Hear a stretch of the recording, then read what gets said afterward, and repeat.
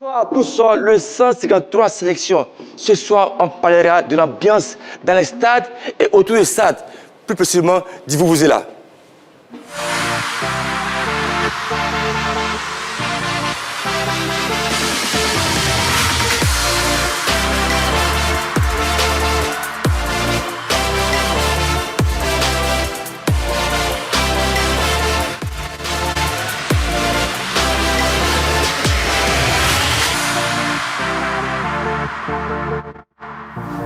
Aigle, aigle, aigle, toujours en l'air, jamais par terre. Ce soir, je suis avec un casting de rêve et grandiose. À mes côtés, Henri Joël. Comment vas-tu? Ouais, je vais très bien chez toi. Très bien. Sans oublier, Oli la machine, le katana, l'épée samouraï, c'est les biaka. Le Caterpillar. Frérot. Ça va? Ça va, Capi. Le diable, c'est quoi? C'est un grand menteur. Oh, sans oublier, le roi des tchatcheurs, Magat. Comment vas-tu? Bonsoir, maestro. Tu vas bien? Ouais, super bien. Très bien. Déjà, j'ai une annonce à vous annoncer. Ok, autant pour moi.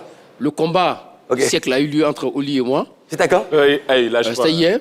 C'était quand même l'émission d'hier. En fait, on a oublié. En fait, ce qui me plaît avec lui, c'est que c'est vrai qu'il a annoncé ce combat. Là, on l'a voulu organiser. Mais c'est quoi? C'est un combat à huis clos ou... Je vais finir. Okay, on a voulu organiser le combat. Après le plateau, il est venu me voir, me supplier de ne pas organiser le combat. Parce qu'il tient à sa vie, ses parents l'aiment beaucoup. Voilà ce qu'il m'a dit. Hein. Je suis un peu... Voilà, l'espoir de... Il a tenu un match nul. Là, Sauf qu'il insiste sur ce fait-là. Voilà. Okay. On va organiser le combat. Merci beaucoup. Là, on parle du Vuvuzela. Donc, oui. L'affiche du jour.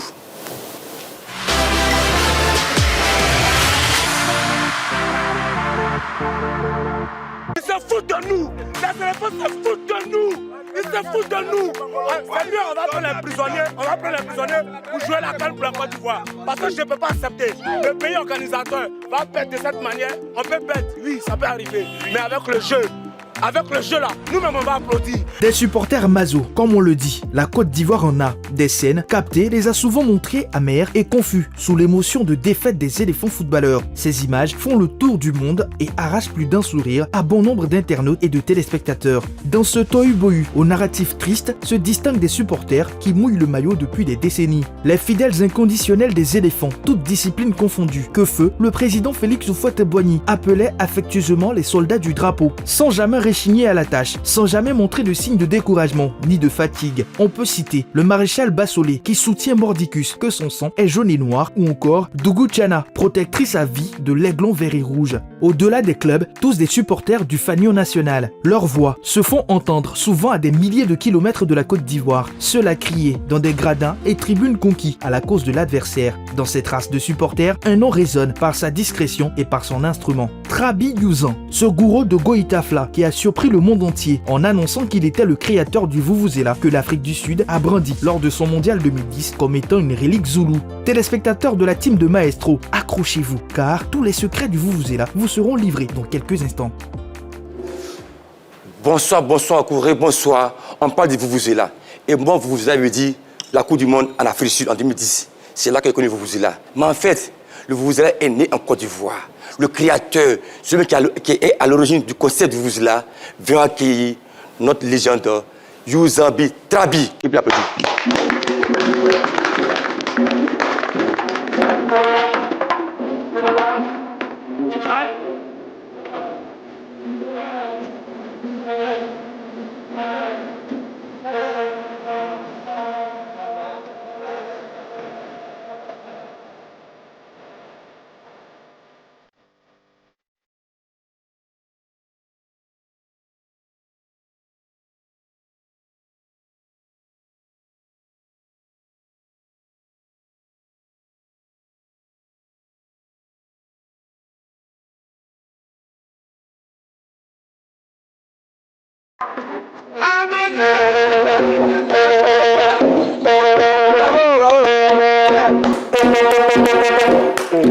Ben, bonsoir, bonne arrivée. Bonsoir, monsieur. Prends place. Juste là. Merci beaucoup. Il voulait la place de... Henri Joël. Oui. Que penses-tu de Vuvuzela? Pour moi, c'était en Afrique du Sud. Également, hein. Moi, je l'ai plus connu en Afrique du Sud, lors du Mondial 2010. D'ailleurs, la première Coupe du Monde qui a eu lieu sur le continent africain. Okay. On a vu quand même dans les travées des différents stades qui ont accueilli cette compétition, cet instrument-là, qui vraiment a fait son apparition et surtout a émerveillé non seulement les joueurs, puisque vous étiez là. Vous étiez J'étais aussi à ma dernière Coupe du Monde. Hein. Ah, oui, après 2006. Ouais. Voilà. Donc, on a connu cet instrument-là, sauf que aujourd'hui, on a appris, ou depuis quelques jours, on a appris que c'est un instrument qui, d'ailleurs, est parti d'ici, de la Côte d'Ivoire, avec notre invité. Donc, on aura quand même la latitude d'avoir toutes les informations relatives à cet instrument d'animation. Je voulais dire musique, mais d'animation. Animation, parce qu'on parle d'ambiance autour du stade et dans les stades. Bien sûr. Bonne arrivée, Trabizon. Et comment est né ce concept de Vuvuzela là? Merci beaucoup, je vous remercie. Parce que Vuvuzela, c'était corne. Je soufflais ça au salle. On est parti en Espagne en 86. Est-ce que vous pouvez soulever la première réplique? Voilà.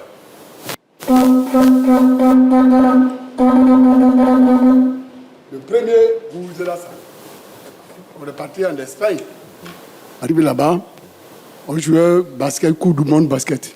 D'accord. On nous gagnait tout, hein, mais notre animation, quand on va au terrain, il y a un motard devant, on est dans le car, on s'en va au terrain. Il y a un sourd-muet qui est venu s'asseoir à côté de moi. Puis il m'a montré, il dit il faut faire.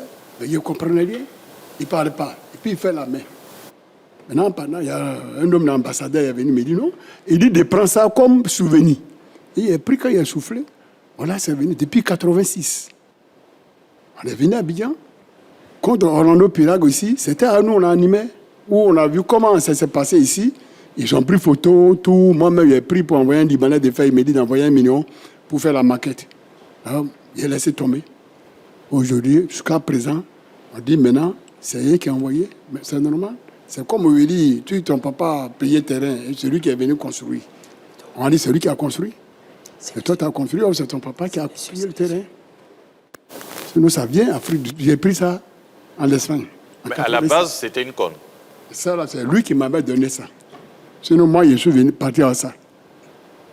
D'accord. Merci. Et Maga, tu as quelque chose à dire? Oui, effectivement. Alors, vous nous faites savoir que le Vuvuzela tire ses racines. C'est racine en Côte d'Ivoire. Oui, mais de l'Espagne d'abord. Voilà. Avec l'onction du fumier. m'a montré. Puis, d'accord. Arrivé ici, contre Orlando, puis là, ils ont pris photo à moi, tout. Un coup, après 10 ans, mais 20 ans, on a parlé de Coupe du Monde en 2010. Oui. C'est là, c'est venu maintenant. En fait, la question que je voulais poser, à vous écouter, les Sud-Africains, quand ils sont arrivés ici en 95, oui, pour la finale Orlando Pirates à Sec Mimosa, d'ailleurs, les supporters de la Sec Mimosa, c'était un jour noir pour les jeunes noirs. Pour nous. Pour donc, à partir de ce moment-là, non seulement ils ont gagné la SEC, oui, et ils ont aussi volé, entre guillemets... Ils ont su neutraliser notre show pour aller. D'accord. Mais par contre, en Afrique du Sud, c'est un caoutchouc. Et là, c'est différent. Oui, pour eux, c'est caoutchouc. Ça, là, c'est traditionnel chez nous. On fait ça à Goli. Goli, on prend ça pour danser Goli. Le Goli, c'est votre région. Goli, moi, c'est moi. Moi, c'est où? Maintenant, Baoulou aussi danse. Goulou, moi, danse. Alors, maestro, il faut savoir que M. Youzambi appartient au Comité national de soutien aux éléphants, le CNSE. Le CNSE a un patron qui est M. Kwadio Adonis Cissé. Il a tenu à s'exprimer, à parler de M. Youzambi. On va suivre l'élément derrière. On va continuer notre discussion avec notre invité. Il est bon de situer Youzambi dans son contexte du CNSE. C'est d'abord un monsieur qui a plus de 70 ans aujourd'hui. Je l'ai trouvé au CNSE. Il fait partie des premiers animateurs sur lesquels on s'est fondé pour créer le CNSE. Il était au début, depuis Côte d'Ivoire 84, mais bien avant. C'est un passionné du sport. C'est un supporter hors pair. Et comme on récupère les meilleurs supporters qui ont le bon comportement pour supporter l'équipe nationale, c'est ainsi qu'on l'a intégré au CNSE. Quand les éléphants jouent, c'est lui-même qu'on entend le plus, parce que le son du Vuvuzela, c'est ce que nous entendons le plus, et c'est ce qui est devenu l'une des marques significatives du CNSE. Et des fois, nous avons voyagé dans des conditions difficiles, mais il accepte la condition avec un esprit sa mission à accomplir. Vous vous imaginez souffler pendant des fois tout le match, 90 minutes, des fois 120 minutes, sans interruption. Les joueurs même n'arrivent pas à rivaliser avec lui. Quand c'est chaud au sein du groupe, je l'appelle affectueusement le doyen. C'est lui que j'appelle pour calmer les plus jeunes, parce que lui, il a vu des vertes et des pas mûres. Et aujourd'hui, il est le plus ancien, je dis bien le plus ancien des supporters des éléphants de Côte d'Ivoire. Il devait être à la retraite, mais il est encore utile pour nous, utile pour la Côte d'Ivoire. Et donc, ce serait bien que la Côte d'Ivoire le regarde. On l'a déjà regardé parce qu'il est commandeur du mérite sportif. Il a parcouru presque tous les stades d'Afrique et joue sa partition. Et jamais, je dis bien jamais, il n'a reçu de sanctions disciplinaires. Si j'avais une doléance, c'est que l'État de Côte d'Ivoire, en plus de la décoration qu'il a reçue, puisse voir dans quelle mesure les primes qu'on donne aux anciens athlètes, en tout cas ces anciens-là, puissent en bénéficier. Je lui souhaite la longévité et de la santé. Il pense que c'est applaudi. Monsieur Jules Zambi, votre président a parlé de longévité. Moi, c'est important. Mais quelle réaction donnez-vous à ce reportage qu'on vient de voir? Je remercie aujourd'hui tous mes enfants qui sont ici. Ils m'ont fait, vous savez qu'ils vont me voir. Je remercie CNSC. Tu sais, CNSC a commencé longtemps, depuis 81. On a vu avec fait Kofi Kado. Après, il faut le voir, nos membres d'honneur. Après, le ministre Amicha est venu. Il est passé là. Après, il y avait un Fadiga qui est venu. Président, M. Parfait est venu. Jean-Luc Bion est venu. Tout ça, il travaille avec eux. Sur le sol, il est seul. Tous mes amis, Dieu merci, ils sont partis aujourd'hui. Ils n'ont qu'à se reposer en paix. On sait que c'est là-bas, tout le monde est parti. Sur le sol, ok, le doyen, tu es venu avec un passeport. Parce que moi, je suis curieux. Tu m'as dit ton premier voyage, j'étais en 86 en Espagne. Oui. Et le passeport, là, il date de 86? C'est 86. Waouh. Avant 86, avant le passeport, la date est dedans. Et pour voyager, il faut donner à Magat, il va mieux ouvrir pour qu'on puisse voir. Attends, je peux avoir le passeport, s'il vous plaît? Monsieur Magat, merci beaucoup. Voilà. Voici le passeport d'avant.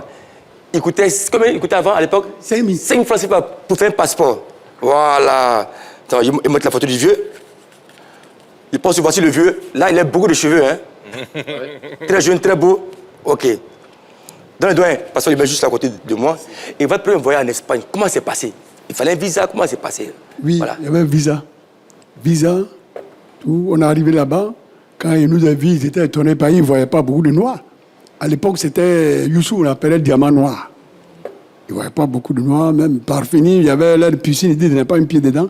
Si on tombe dans l'eau, là, ça va devenir noir. Ils viennent nous le matin, ils viennent nous baigner la main. S'il n'y a pas de charbon chez nous, c'est l'ambassadeur. Et chez Jean-Vincent Jésus qui est venu, il a dit non, moi, mais il y a femme blanche, c'est comme ça, on l'a dit. Puis on est devenus amis, nous tous.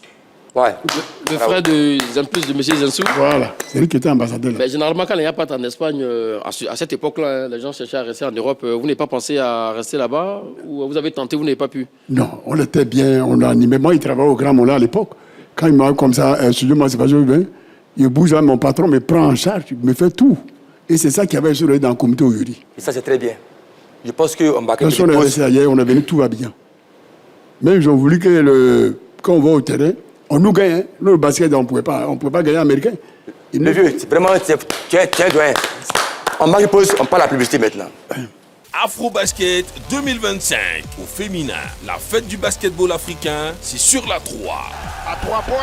Un rendez-vous qui promet sur les bords de la lagune ébriée. Sensation unique à vivre avec les nouvelles pépites africaines. Attendues pour un spectacle inouï. Bataille rangée à distance entre les tenants du titre du Nigeria, les plus titrés du continent venus du Sénégal et les baroudeuses du pays organisateur, la Côte d'Ivoire. Et le contre. Ne ratez rien, des dribbles, des passes et des paniers qui vont sublimer la compétition. Du 26 juillet au 3 août en direct sur la 3. Je reviens encore sur le passeport du monsieur Trabizan. Oui. Passeport pour moi, c'est important parce qu'en tant que sportif, j'ai beaucoup voyagé et j'avais un passeport ivoirien. Ce passeport, il est spécial parce qu'il date de 86. Donc, on va le remonter aux Ivoiriens avec ta photo à l'appui. Merci, les vieux. Merci. Tu as quelque chose à dire sur ce passeport ou pas? Oui, sur le passeport, mais au-delà même du passeport, puisque vous avez accompagné les équipes nationales, hein, que ce soit au foot, au basket et même dans d'autres disciplines. Alors, quels sont les moments que vous gardez précieusement en ce qui concerne ces voyages avec les équipes nationales? Merci beaucoup. Quand on bouge comme ça, on veut qu'on gagne toujours. On prend la coupe pour venir à Abidjan. Il y a été handball en Angola. On est arrivé, il y avait perdu mon papa. Quand il a fini en télé, à l'époque, le ministre de Banjo m'a dit, bon, on est parti. Dieu merci. On est arrivé en finale. Il y avait le Congo qui a envoyé l'orchestre au terrain. Mais nous, avec notre là avec des tapets, on dit on s'est drogué. Après, on nous dit, bon, d'aller pisser, on a pissé, mais regardez, il n'y avait rien. On dit, si des boissons, on prend. Du vin, on boit. Mais, drogue, là, nous, on ne connaît pas. D'accord. Puis, il nous a produit, même Banjo nous a remercié pour ça. Et il profite de remercier notre président Adonis. Il a train de faire mise au pied. Tout aujourd'hui, le ministre des Sports, ils sont là de notre côté toujours. Devant, mais le ministre va au terrain, quand on est en train de taper, lui-même vient danser. C'est ce qu'on demande. Merci.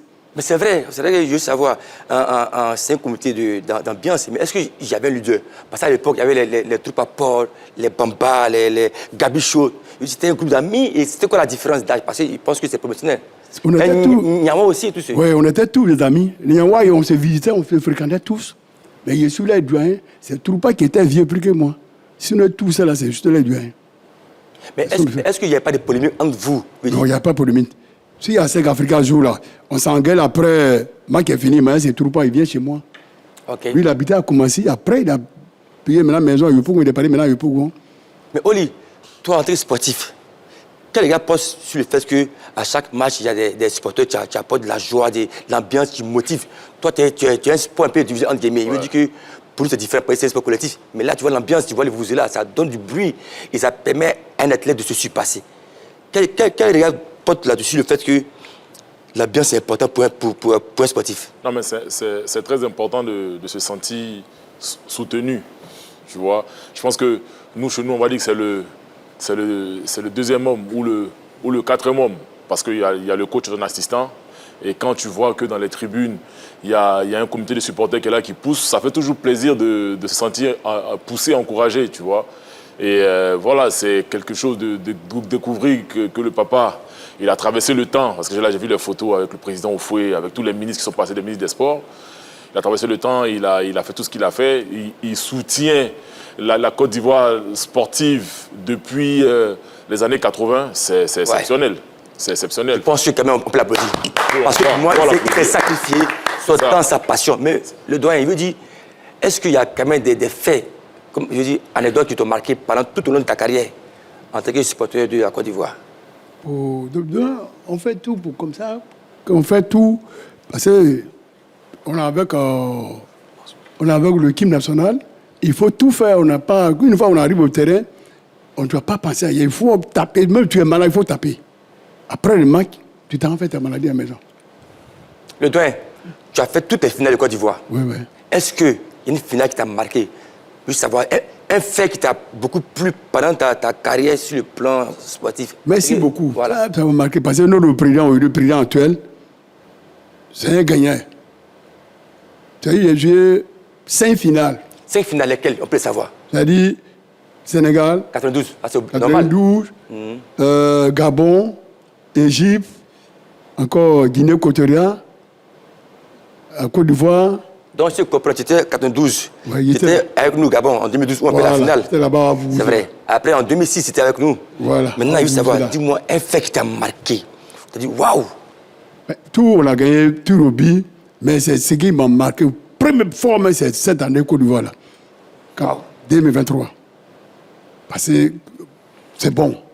Ça m'a marqué. Henri Joël, il a dit ça a marqué. Le fait qu'on joue la CAN en Côte d'Ivoire et on gagne ce trophée, lui, c'est un fait qui est resté pour lui. Bien évidemment, vous savez que cette CAN remportée en Côte d'Ivoire a vraiment ravi tous les Ivoiriens, d'autant plus que c'était organisé ici, On a vu cette ferveur-là autour des éléphants. On a eu plusieurs scénarios au bord de l'élimination, la qualification, ensuite les autres scénarios qui ont suivi. Mais on va continuer la discussion avec notre invité. Le temps de faire un passage au niveau de la régie pour écouter Traoré Bawa, qui est le modernisateur aussi du Vuvuzela.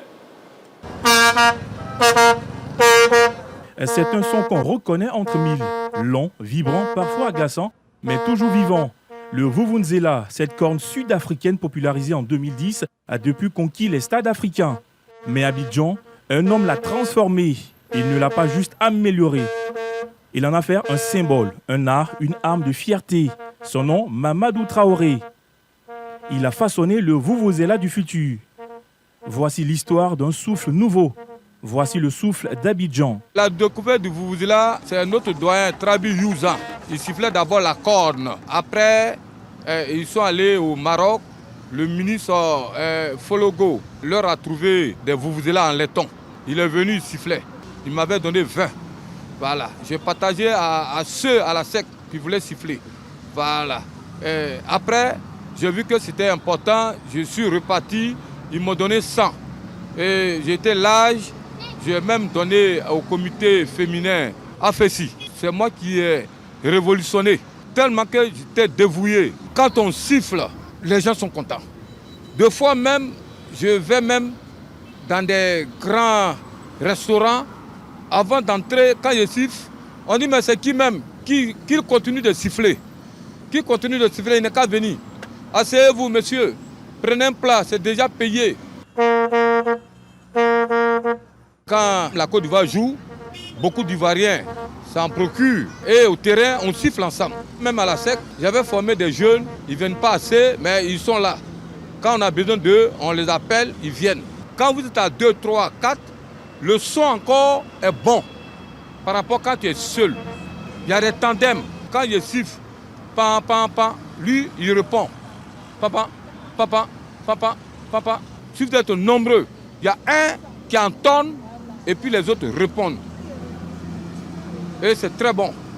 Quand on va dans les pays, même en Afrique du Sud, où le Vuvuzela est fabriqué, on est parti, quand nous on siffle, eux-mêmes s'approchent pour écouter nos sons. Dans la place culturelle, le Vuvuzela vraiment occupe une grande place. Aujourd'hui là, nous sommes appelés partout. Même aux funérailles, on nous appelle. Des réceptions, des mariages, un peu partout on nous appelle. Au sport même là, on ne parle pas. Le Vuvuzela que je tiens là, c'est pas facile à siffler. Au départ, on est tombé plusieurs fois malade. Mais on a eu le courage de continuer et aujourd'hui, on continue de siffler. Auparavant, les gens disaient que ceux-là n'ont rien à faire. Mais aujourd'hui, c'est ces personnes-là qui m'approchent même pour certaines choses. Je travaille avec des gens. Voilà. Quand je les appelle, ils viennent, ils sont toujours là. L'animation, il y a des batteurs, il y a les Vuvuzela, il y a des chanteurs. Une fois les tambours commencent, de la façon dont ils jouent, nous on sait comment les suivre. Il y a une entrée, il y a une sortie. Nous sommes des professionnels.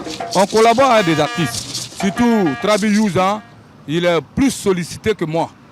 Moi aussi, des fois il y a des artistes qui viennent me prendre pour aller avec eux. Le message que je donne aux autorités, à nos responsables du pays, à tous les Ivoiriens, je voulais qu'ils considèrent le Vuvuzela. Le Vuvuzela est un instrument vraiment qui est respecté. Quand on sort du pays, c'est là même les gens savent que ceux-là ils sont forts.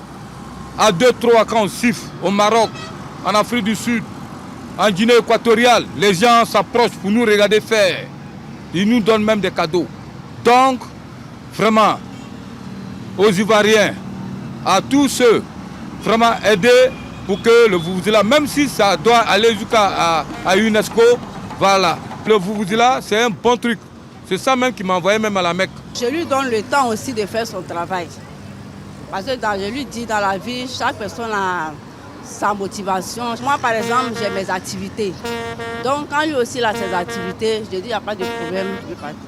Bon, souvent, il va à Sol Béni. Il arrive après 24 heures. Souvent même, on a d'autres activités familiales.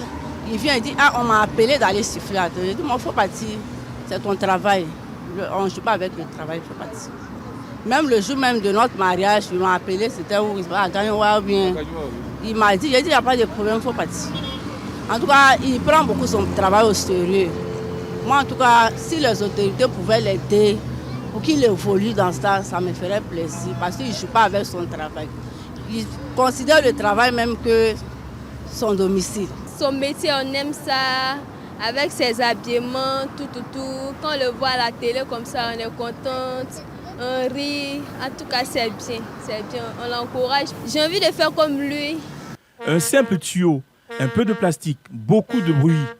Et c'est comme ça qu'on l'a connu. Mais entre les mains d'un homme, ce bruit est devenu un message, un appel à croire en ses rêves, à transformer l'ordinaire en extraordinaire. Ce n'est pas juste un vuvuzela, c'est un souffle venu d'Abidjan, un souffle qui porte loin et qui rappelle à toute une génération qu'il suffit parfois d'un peu d'air et de beaucoup de foi pour faire du bruit dans le monde.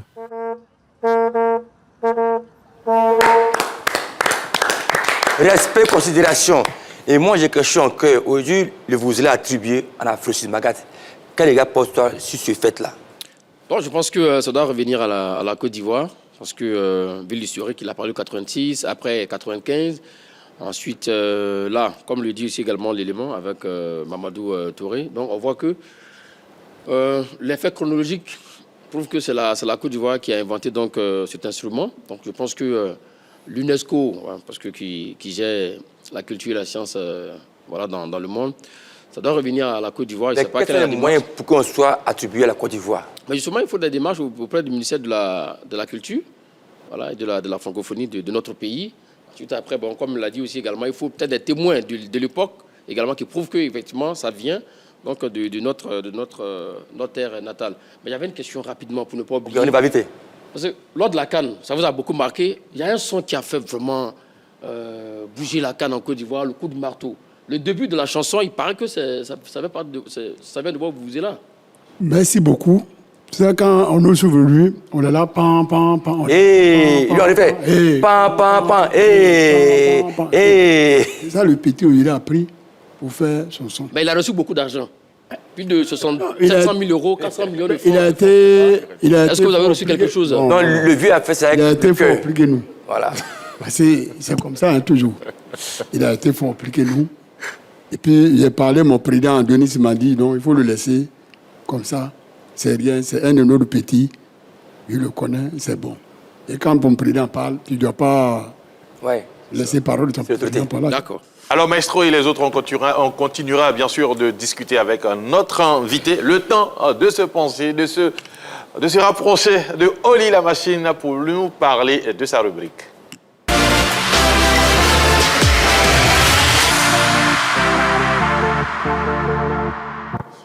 Merci, Henri-Joël. Oui. Oli se déchaîne. Oli se déchaîne aujourd'hui. Il enchaîne, je ne sais pas, parce que... moi, je ne sais pas, j'ai bien envie de se demander. déchaîne, enchaîné. Qui a enchaîné Oli? C'est un mec du... Voilà. C'est Magat. Il a enchaîné. Le diable, c'est un quoi? C'est un menteur. Toujours en l'air. Ça même partait. Aiglé. Le 153 sélections. Aujourd'hui, dans Oli se déchaîne, on va parler de l'environnement et des sportifs. Les proches des sportifs et l'influence néfaste ou positive que l'entourage d'un athlète ou d'un sportif peut avoir sur lui. Et on va prendre l'exemple très récent de Paul Pogba, qui pendant sa carrière il y a 4 ans, où son frère, il a des problèmes de famille, où son frère et ses amis proches se sont mis ensemble pour essayer de lui extorquer des fonds. Il paraît même qu'il y a eu, une sorte de kidnapping voilà, dans son appartement. Ils étaient en train de lui dire, vas-y, signe ça, fais ci. Nous, depuis qu'on était avec toi, on a grandi avec toi, on t'a protégé, on t'a si. Donc, on veut que tu nous donnes telle somme d'argent. Et on a vu l'impact que ça a eu sur la carrière de Paul Pogba. Il était très bien parti de la Coupe du Monde avec la France. Sa carrière à Manchester United s'était bien passée, à la Juve aussi. Et quand ce truc est arrivé, on a vu comment il a dégringolé derrière, tous les problèmes qu'il a eu par la suite.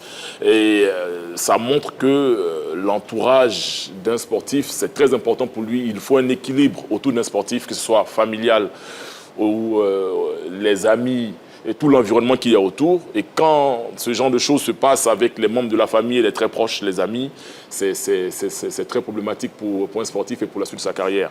Je ne sais pas si tu l'as vécu en club ou à l'équipe nationale, quand tu es en activité, Bon, je pense que ça dépend. La famille est souvent une source de bénédiction pour un sportif. Et elle aussi peut être néfaste. Parce que ça dépend de comment tu perçois la famille, aussi l'environnement. Et là, on parle de Paul, mais ce n'est pas le seul. Il y a d'autres cas aussi. Il y a des baillots, bien sûr, il y a des joueurs. Et pour moi, la famille doit être une source de motivation. Mais lorsque la famille met un frein à ton évolution, il faut couper les ponts. Bagat, que penses-tu? Oui, en fait, cela soulève une grosse interrogation. Le joueur, il vient souvent des quartiers défavorisés. Populaire, on dit. Voilà, populaire aussi également. Donc, ils ont grandi avec un certain nombre d'amis et de frères. Par exemple, le frère en question, c'est Mathias Pogba. Il faut dire qu'il est jumeau avec Florentin Pogba, l'un des frères jumeaux. Donc oui, finalement, avec un autre groupe, finalement, qui se sont sentis exclus de la réussite donc, de Paul Pogba et qui ont demandé beaucoup plus d'argent. Il a même donné sa carte avec un sponsor. De crédit? Oui, sa carte de crédit, où ils ont vidé la carte en une journée dans une boutique. Voilà, et le gars, il était en voyage quelque part, il a voulu faire des achats. Là, non, mais monsieur, vous avez atteint votre plafond de l'année. Il dit, de l'année? Ça, donc, tout est parti de là.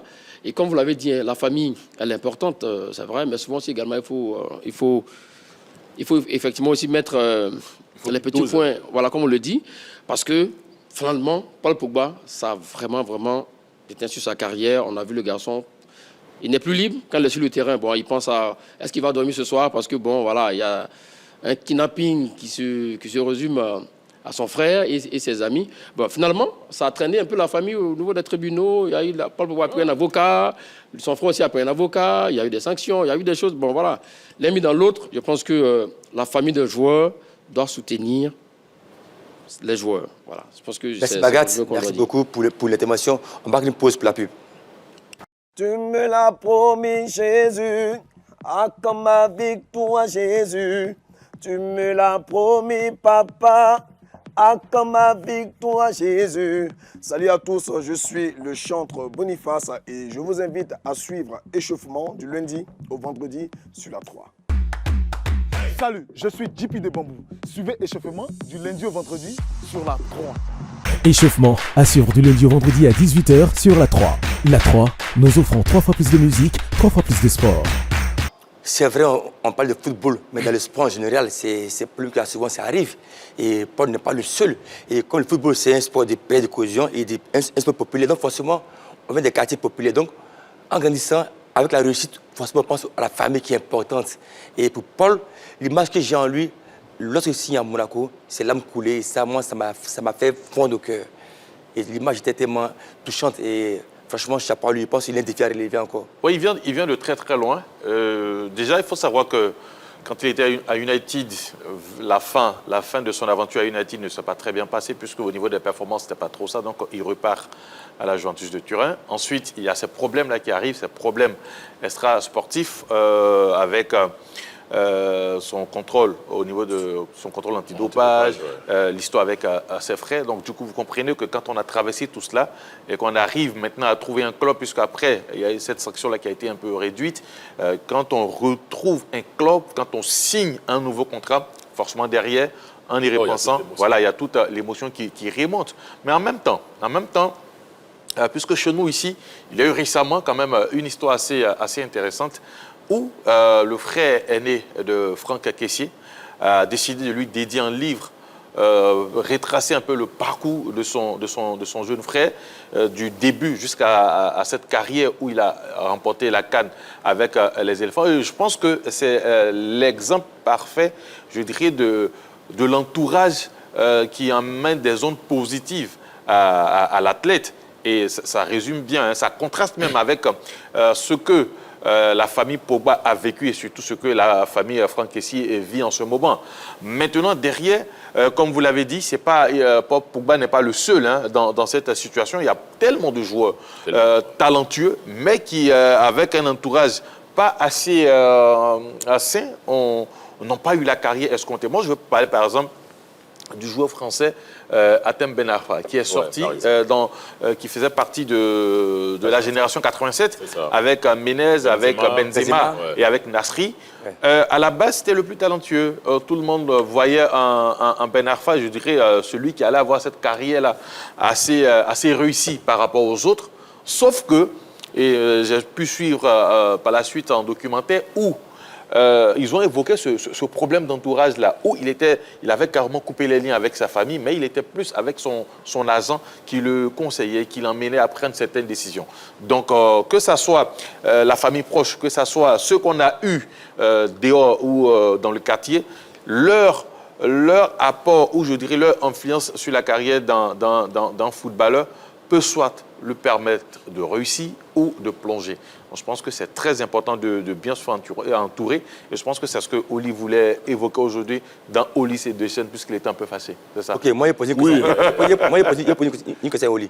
En tant que sportif de haut niveau, quand je me mets dans cette situation d'abandon, quelle est la solution pour se relever? Parce que ta famille te met dans les pétrins. Quelle est ta force, ta source de motivation? En fait, c'est très compliqué si c'est la famille qui fait ça, tu vois. Si c'est la famille qui fait ça, c'est très compliqué parce que tu vas devoir prendre des décisions qui sont très, très difficiles parce qu'il faut un environnement sain autour d'un athlète, même de n'importe qui, hein, que ce soit des gens qui travaillent au bureau, ce que tu veux. Mais toi, c'est différent. Bon, autour d'un athlète. Tu es tout seul dans la cage. Dans la cage. Le football, c'est collectif. Tu as forcément un partenaire qui t'encourage, toi, tu es tout seul là. Oui, on a toujours des gens autour de nous qui sont positifs, qui nous poussent à rester dans une bulle de positivité qui va nous permettre de pouvoir continuer à progresser, à continuer à grandir. Et voilà, c'est dommage que des athlètes aient à vivre ça, que des gens aient à vivre ça. Moi, je pense que quand on aime quelqu'un, on doit mettre l'intérêt de la personne au-dessus de tout, et pas juste son intérêt personnel, voilà, sa poche, penser que la personne c'est une vache à lait pour vous et après, tu vois, ne pas le pousser dans sa carrière parce que s'il réussit, c'est tout le monde qui réussit derrière, il faut le pousser jusqu'au bout, c'est comme le frère de Franck Kessie l'a fait, c'est très bien ce qu'ils font, de pousser parce que ceux qui y arrivent, c'est ceux qui ont un entourage qui est solide, qui se mettent en bloc derrière eux et qui les permet de continuer à voler très haut comme l'aigle. Merci Oli. Allez, on va continuer notre aventure de la team de Maestro avec Boroli de Quartier. Allez.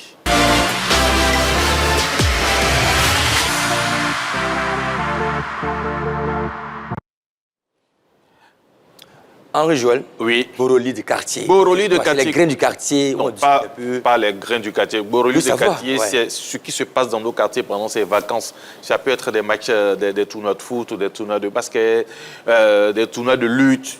Un peu tout ce qui se passe pendant ces vacances. Ça peut être aussi des activités des supporters, comme ce que nous avons eu ce week-end, les supporters du Paris Saint-Germain et de l'Olympique de Marseille unis pour la fraternité et la solidarité. Alors, il faut savoir que depuis 10 ans, les supporters de ces deux clubs, le Paris Saint-Germain et l'OM, réunis au sein d'une plateforme foot à Abidjan, perpétuent une tradition qui est très particulière. Un match amical qui a célébré la non-rivalité de ces deux entités, mais l'amitié et la fraternité. Alors, une initiative qui est rare, qui a été saluée dans un monde du football souvent marqué par les divisions. Alors, au-delà du sport et de la convivialité, les deux groupes de supporters ont uni leurs forces pour apporter un soutien financier à Yeo Maciel, ancien sélectionneur des éléphants de Côte d'Ivoire 92, vainqueur du premier sacre des éléphants. On peut ovationner cette initiative des supporters de ces deux équipes qui ont apporté, je dirais, ce soutien financier à Yeo Maciel. Et c'est comme cela qu'on continuera de relayer toutes les informations relatives à vos activités de vacances ici dans la team de Maestro. Bonsoir à tous, la team de Maestro. Oui, on est là. Joël, merci beaucoup pour ton intervention. On est là. Et là, c'est quoi la suite? La suite, on continue avec nos rubriques, cette fois-ci avec Mousso de sport.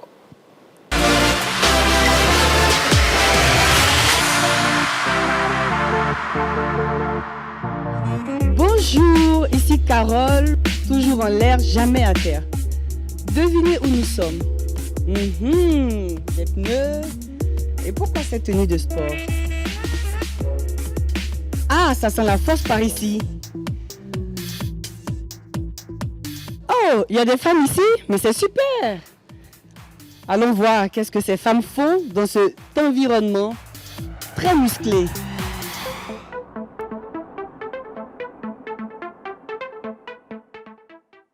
Bonjour Becca la Lionne. Bonjour Carole.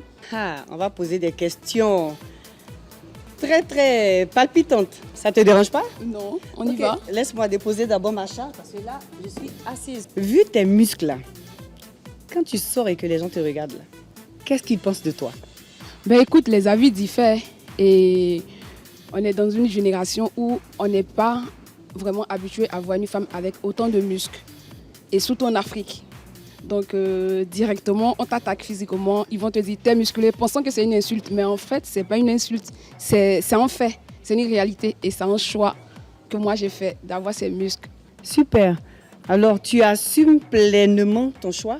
Ben exactement, j'assume d'avoir ce corps magnifique d'ailleurs, parce que je trouve que s'il est assez sculpté, ça demande du boulot, ça demande de la discipline. Donc j'assume d'être comme je suis. Tes clients, as-tu des hommes ou des femmes uniquement que tu prends? Ben, je prends des hommes, je prends des femmes et généralement les hommes que j'ai, c'est des personnes en situation de handicap, donc que j'accompagne dans leur processus de physio. Voilà. En fait, tu fais leur rééducation? Je ne suis pas kiné, voilà. Je suis coach en musculation. J'aide avec l'appui d'un kiné. Donc j'aide avec l'appui d'un kiné pour pouvoir aider ces personnes-là à reprendre du muscle. Par exemple, une personne qui a fait un accident et qui perd toute la mobilité inférieure et tout. Il a besoin de renforcer un muscle. Donc c'est à ce moment-là que moi je les accompagne. Et on voit que tu es féminine, tu as de longs cheveux, tu as des boucles d'oreilles. Est-ce que tu es un homme dans ta vie ou tu as des dragueurs? J'ai des dragueurs. Ouais, j'ai pas d'homme, j'ai des dragueurs et je suis 100% hétéro. Donc, parce que très souvent, les gens pensent que parce que je fais de la muscu, je suis forcément de l'autre côté. Non, je ne suis pas de puce. J'aime les hommes et je suis célibataire. Sans enfants, j'ai 3 chiens qui sont comme mes enfants. Donc, voilà. Les hommes, vous avez entendu et je pense que je frappe pas. Je frappe pas surtout. Non. Je frappe pas. C'est vrai qu'au premier abord, on a l'impression que j'allais être très dur, agressif et tout. Je dirais que mon boulot et la vie en elle-même m'a rendu comme ça. C'est une autodéfense, mais je reste une femme, je reste féminine, je reste avec un cœur de femme et voilà. Quand tu as décidé de faire de la musculation, qu'est-ce que ta famille a pensé de cette idée? Ben, à vrai dire, famille proprement dite, je n'en ai pas.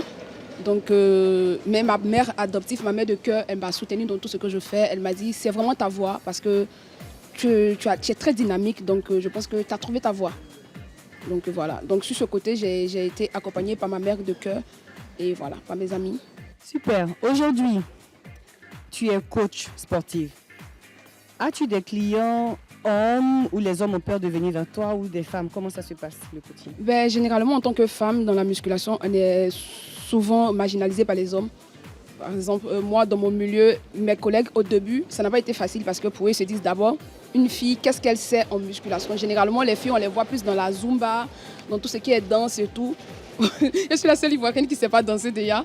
Donc, moi, je suis le plus les faits. Donc, je pense qu'après aussi, j'ai dû faire mes épreuves. J'ai dû travailler plus doublement pour pouvoir me faire connaître et pouvoir me faire respecter surtout par les hommes. Quand je vois le physique, j'ai bien envie de me poser la question si tu as déjà fait des concours de bodybuilding. Oui, j'ai déjà participé en février dernier à une compétition de bodybuilding de fitness woman où j'ai été vice-championne. Donc voilà, c'était ma première fois. Et hormis ça, j'ai déjà fait des compétitions de powerlifting, donc c'est des compétitions de force avec des poids et tout. Donc voilà, vous avez une femme qui a de la force et qui est douce et célibataire. Elle est très féminine. Donc les hommes, n'ayez pas peur, n'ayez plus de préjugés quand vous voyez des femmes avec ce physique musclé. Voilà, vous voyez, ce sont des femmes douces. Un petit tour. Regardez comme elle est belle. Dans toute sa douceur. L'apparence est très tombeuse, je vous le dis. Nous avons terminé avec coach Becca la Lionne. Suivez-moi pour voir coach Muriel. Bonjour, coach Muriel.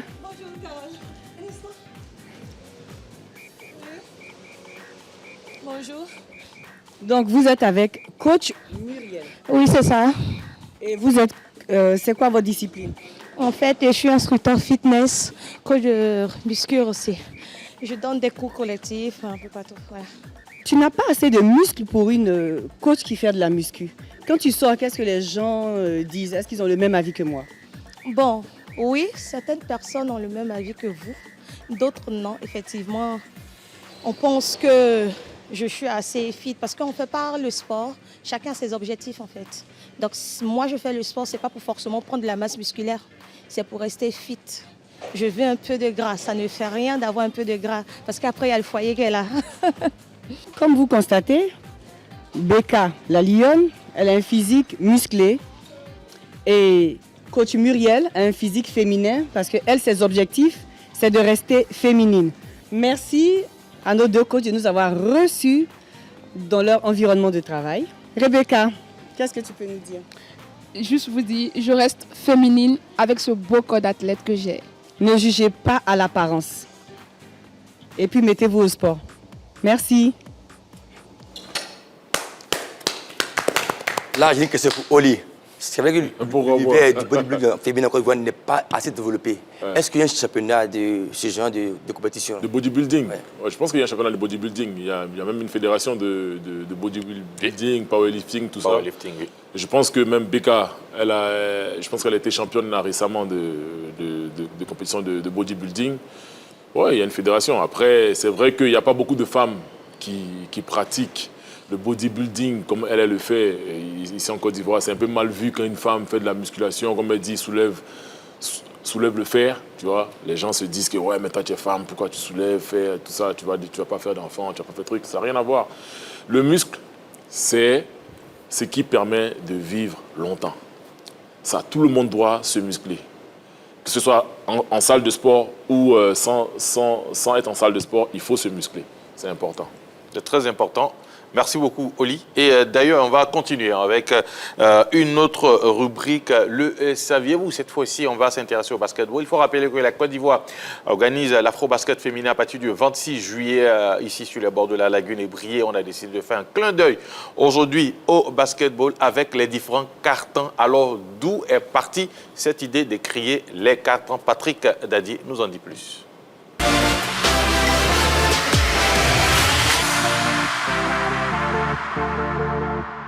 Comme le nom le laisse deviner, le quart-temps en basketball est l'une des 4 périodes du jeu d'un match. La plupart des matchs en basket dans le monde, que ce soit au niveau professionnel ou amateur, suivent les règles FIBA. Selon ces règles, un match est divisé en 4 cartons de 10 minutes chacun, totalisant 40 minutes de jeu. Si le score est égal, à la fin du temps réglementaire, une prolongation de 5 minutes est jouée. La durée entre chaque carton est de 2 minutes. En NBA, les choses diffèrent. Un match est divisé en 4 cartons, mais dure 12 minutes chacun, totalisant 48 minutes de jeu réglementaire. De plus, en cas d'égalité, à la fin du temps réglementaire, des prolongations de 5 minutes sont jouées, tout comme sous les règles FIBA. Cette différence dans la structure du temps de jeu contribue à la dynamique unique et au style de jeu de chaque ligue, enrichissant encore plus l'univers du basketball. Ok. Voilà, en football, on parle de mi-temps.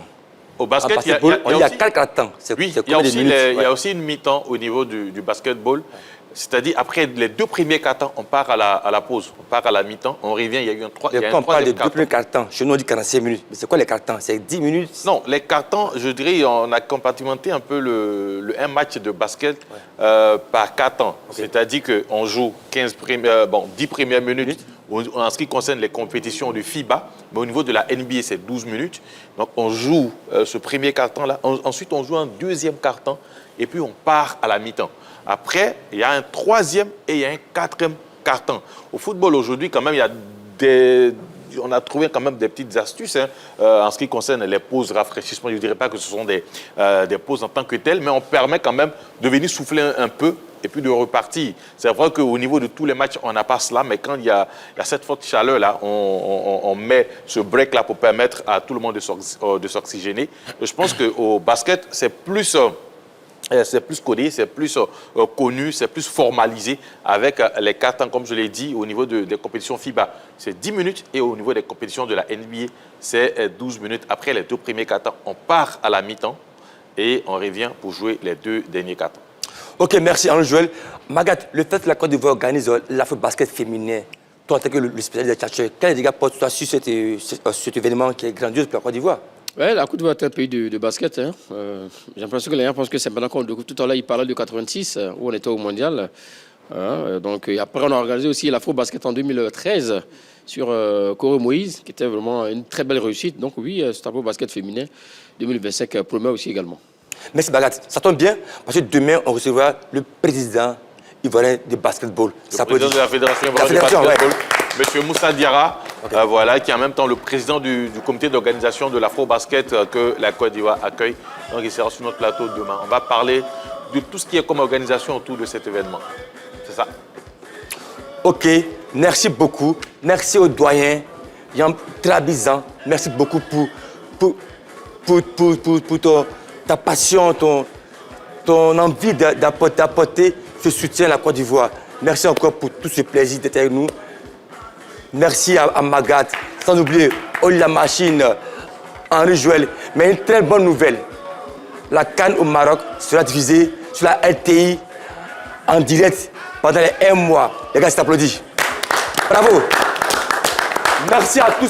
C'était la team des maestros. Le diable, c'est un quoi? Un menteur. Toujours en l'air? On va pas partir sans demander aux doyens de nous jouer un peu de vous là. Voilà. Pour la fin.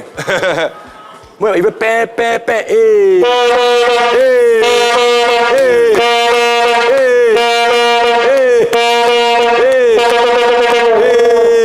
J'ai vu tout le monde afro-basket. C'est le basket qui a fait aujourd'hui. Vous allez venir à Côte d'Ivoire. Merci, ouais. Tout le monde. Merci. À demain. Aigle. Maestro.